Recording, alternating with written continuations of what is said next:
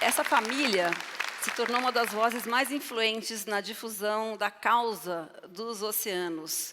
Eu quero convidar para esse nosso bate-papo, vai ter que ser via link, porque eles estão no meio de uma expedição e toparam conversar com a gente lá dos Estados Unidos. Quero chamar agora para conversar com a gente Heloísa e David Sherman. Ah, que saudades! Mas antes de começar, Marina, nós temos uma surpresa para você. Chegamos! Tá aqui. A gente tem que cuidar muito, muito com a água, que é o nosso bem precioso aqui no barco. Aqui.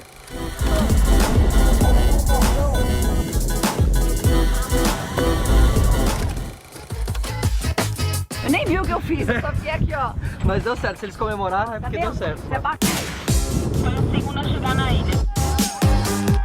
Bem na areia, qualquer lugar que você olhe, você vai encontrar partículas que você vai ver que não pertencem a esse bioma aqui. Então é meio desesperador, assim, que você olha e fala assim, gente, de onde veio isso? Essas coisas viajam o oceano inteiro, o mundo inteiro, e não se decompõem. Elas só se desfazem em micropedaços. E tá tudo aqui. Ai, gente, que emoção! Quero começar essa conversa pelo David. Primeiro quero que você conte. O David, eu vou só contar um pouquinho, né, da sua biografia, tá? Ele estudou na Nova Zelândia, começou dirigindo curtas e documentários, né, que passaram não só aqui no Brasil, como no mundo inteiro. E o David não ficou só no documentário, né? Vamos lembrar que ele dirigiu o longa-metragem de ficção O Pequeno Segredo, que é baseado no livro escrito pela Heloísa. E esse filme foi simplesmente escolhido para representar o Brasil no Oscar em 2017. Ou seja, David vai bem no documentário, vai bem na ficção, da família inteira, muito talentosa. Que eu quero saber, o que é que vocês estão fazendo nos Estados Unidos? Que projeto é esse, Voz dos Oceanos? Então, contem para a gente que ponto está essa expedição que tem o apoio do programa da ONU para o meio ambiente e como é que tem sido a repercussão também. Olha, Marina, tem sido incrível. Nós estamos aqui em Miami, né? Não dá para ver, está escurecendo aí o dia, tem os canais ali de Miami. A Voz dos Oceanos ela nasceu 5 anos atrás, depois das nossas voltas ao mundo, quase 40 anos, né, de experiência pelo mundo, aonde a gente sentiu e viu, presenciou a necessidade, né, de falar do que está acontecendo nos oceanos, especialmente a invasão plástica nos oceanos. A gente teve aí 2 momentos que foram marcantes nas nossas vidas, onde nós encontramos plástico nos oceanos, os lugares mais distantes e únicos e lindos, e a gente falou, tá na hora de, além das grandes aventuras que a família já fazia e já faz, de falar um pouco disso e de buscar um ângulo onde a gente fala do lado positivo de mudança, e não só do problema. A gente sabe que tem um problema, todos nós aqui hoje sabemos esse desafio, e como é que a gente muda, né, o status quo? Como é que a gente realmente encontra uma solução para isso? Não é que a Voz dos Oceanos ou a família China vai ter a solução para isso, mas o que nós queríamos fazer com a nossa voz, né, de contar histórias, de navegar pelo mundo, a gente queria dar uma plataforma para que as pessoas, as ONGs, os amigos do mar, né, as pessoas pudessem contar suas histórias e também contribuir com o que nós estamos vendo, né, as boas notícias, as boas práticas que estão sendo né, levadas no mundo. E foi daí que nasceu a Voz dos Oceanos e começou numa expedição ano passado, em agosto, e foi incrível o que nós já fizemos, né, em quase um ano de expedição, em quase um ano de iniciativa, porque ela não é só uma iniciativa de uma grande aventura ou de uma expedição, né, que a família Sherman ela sabe navegar muito bem e ela conta histórias, né? Esse é um lado, esse é um pilar. Nós temos um outro pilar, que é o lado pilar educacional, onde a gente está trabalhando com escolas para botar a importância dos oceanos para a nova geração, assim como as florestas fizeram muito bem, começaram há quase 20 anos atrás. O outro lado de inovação, a gente está numa jornada dentro de empresas, buscando novos modelos de como diminuir o uso do plástico único, né? Aquele plástico que se diz descartável, que nada é descartável, só se muda de lugar. Então, junto com as empresas, buscando uma forma muito prática de mudar isso, e também com a ciência, inclusive aqui com o professor Turra, um grande parceiro nosso, com a USP, onde nós estamos com alguns projetos a bordo da expedição, né, onde a gente usa o barco e a tripulação como facilitadores dos cientistas, né, coletando alguns dados, coletando alguns moluscos em alguns lugares do mundo, e realmente a ideia é essa, é juntar essa grande comunidade, dar voz a isso, impulsionar isso para que a gente consiga fazer uma mudança, né? A gente tem que repensar muitas coisas, né? E é justamente aí que a ciência entra para encontrar caminhos e utilizar o que mais a gente tem de bom dos diferentes tipos de materiais, né? Pensando nas soluções, pensando no design dos produtos, pensando em como a gente pode otimizar, né? E, obviamente, utilizando bem os recursos e minimizando a geração de resíduos. E, com isso, a gente vai caminhando no sentido de uma sabedoria coletiva para lidar com essas realidades e evitar essas outras realidades que a gente acaba vendo no oceano. Ô, Heloísa, me conta, eu queria que você... A gente conversou bastante quando a gente esteve junto aí, mas eu queria que você contasse um pouquinho para a nossa plateia aqui, para o nosso público, nessa experiência, né? São quase 40 anos navegando, filhos criados, né, a bordo do veleiro, também no mar. O que você considera fundamental, né, para destacar, né? Que lições que vocês tiraram de tudo isso? O que vocês aprenderam com o mar, fundamentalmente? Olha, mas é um prazer imenso estar com você aqui, tripulante, muito ativa no barco também, né, Marina? Nós aprendemos nesses anos todos no mar, a primeira coisa é viver com pouco. E esse pouco que eu digo, não é que eu tenho só 2 pares de sapato, porque eu também só tenho 2 pés, né? Mas eu continuo o outro. Mas na realidade, você aprender com o mínimo, viver com o mínimo. Então, você não precisa de todo esse consumismo que as pessoas estão acostumadas.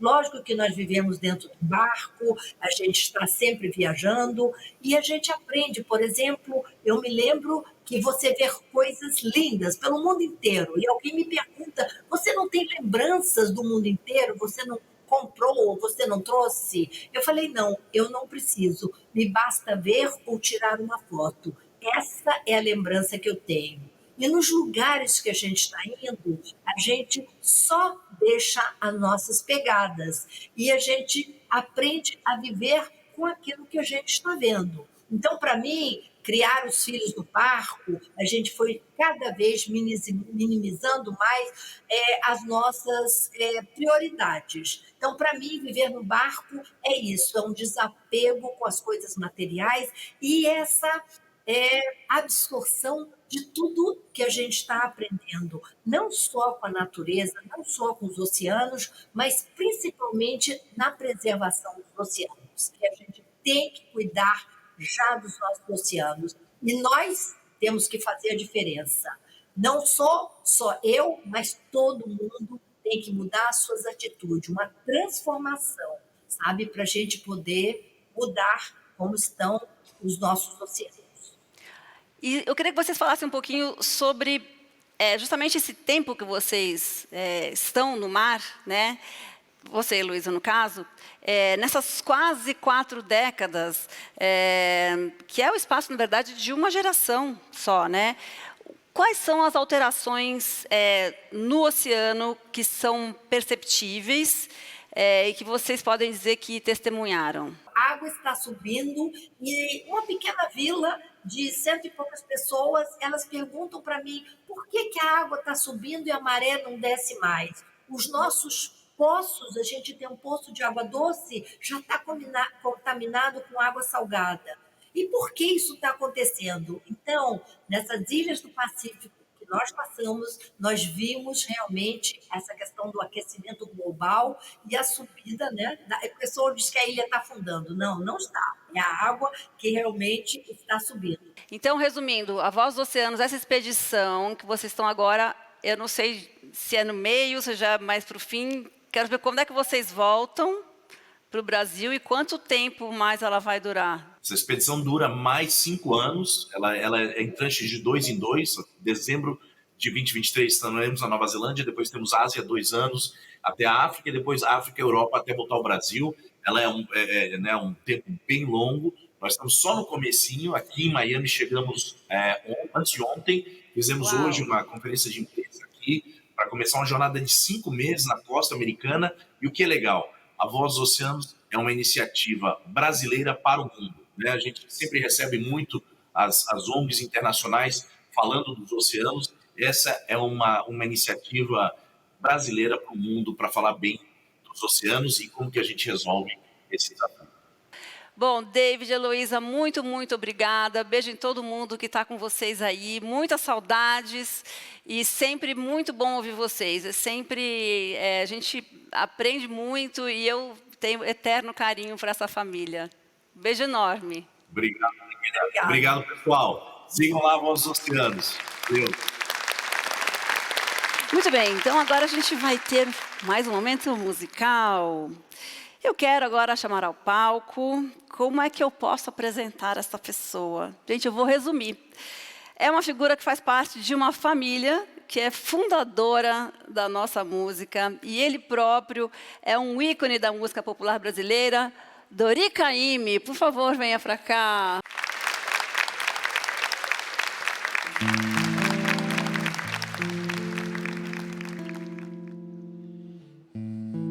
Quando se for esse fim de som,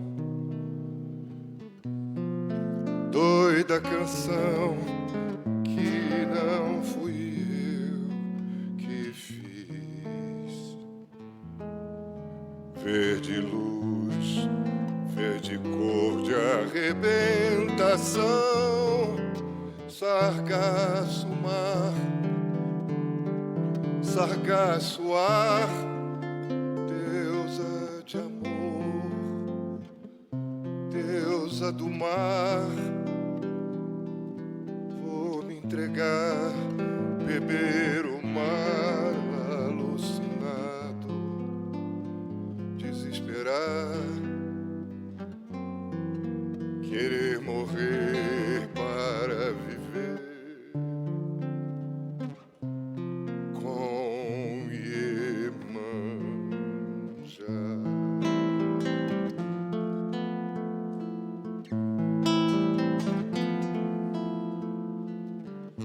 Quando se for esse fim de som, doida canção que não fui eu que fiz. Verde luz, verde cor de arrebentação, sargaço mar, sargaço ar, deusa do amor, deusa do mar. Vou me entregar, beber o mar alucinado, desesperar, poder morrer para viver com Iemanjá.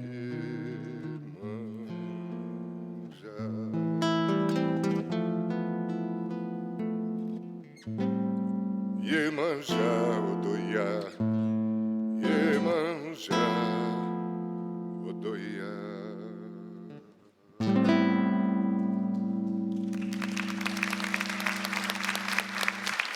Obrigado. Dori, que maravilha. A gente é muito bom ter você aqui, né, aqui no Som do Mar, esse talk show de abertura da Marina Week 2022, porque a gente está aqui celebrando o mar, mas não somente, né? A gente está celebrando também a sua família, na figura do seu pai, o Dorival Caymmi, da sua família toda, porque é uma família toda musical, né? Você, seus irmãos, Nani e Danilo, tem até a sua sobrinha Alice, é uma família inteira, né, de músicos. Eu não sei o que colocaram na água de vocês da sua casa, porque saiu todo mundo com um talento incrível. Muito obrigado.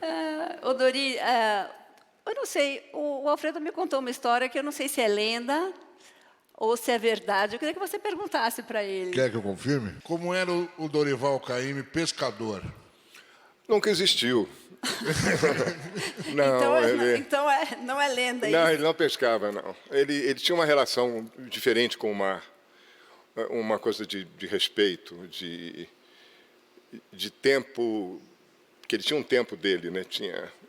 Foi muito chamado de preguiçoso, mas na realidade ele tinha uma... Eu até conto rapidamente um incidente. Nós éramos crianças ainda no Rio, no Leblon, e eu brincava de tatuí. Nessa época as praias tinham tatuí, sabe? E aí a onda me levou E a minha mãe era nadadora, pescadora. Ela mergulhou e foi no Mar Bravo do Leblon e nadou. E eu tinha muito cabelo preto, ela meteu a mão e me puxou pelo cabelo. O que me contam, eu era muito criança, é que papai ficou em pé, olhando para o mar, como se estivesse conversando com Iemanjá, traz meu filho de volta e coisa e tal, uma coisa assim. E a relação dele com o mar sempre foi, com a Bahia sempre foi Senhor do Bonfim e Iemanjá, a rainha das águas, né? Porque ele se entrega muito aí, mas sempre da areia, nunca... Então, lá no Rio das Ostras, no Rio de Janeiro, fizeram uma estátua dele com um robalo, um caniço, não sei o quê, e quem pescava era minha mãe. Então, posso pedir mais uma música? Pode, Opa, claro. que maravilha.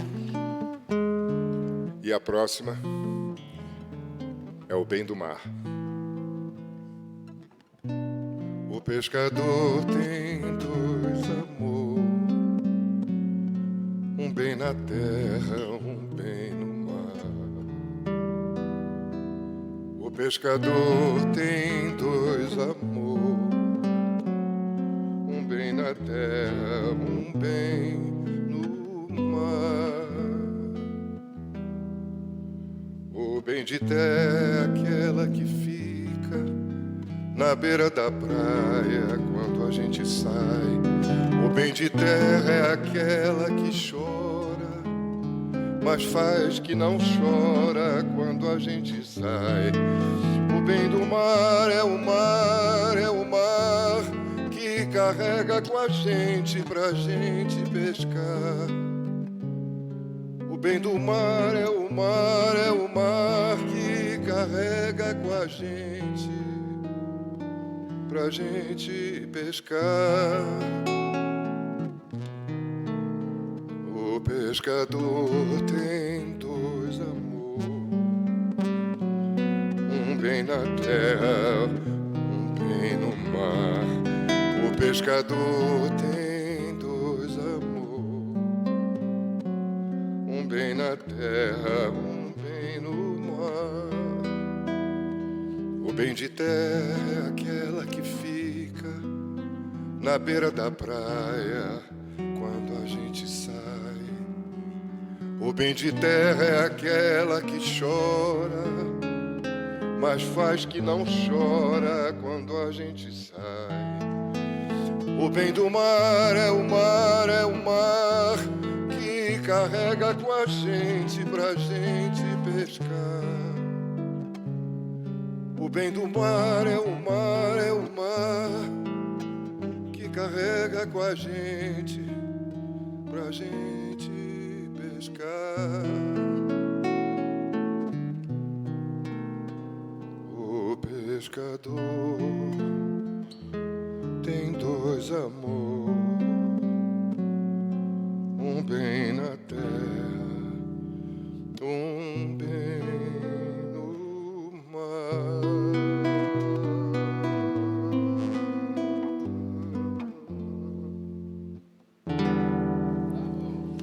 Uhul! Obrigado. Lindíssimo!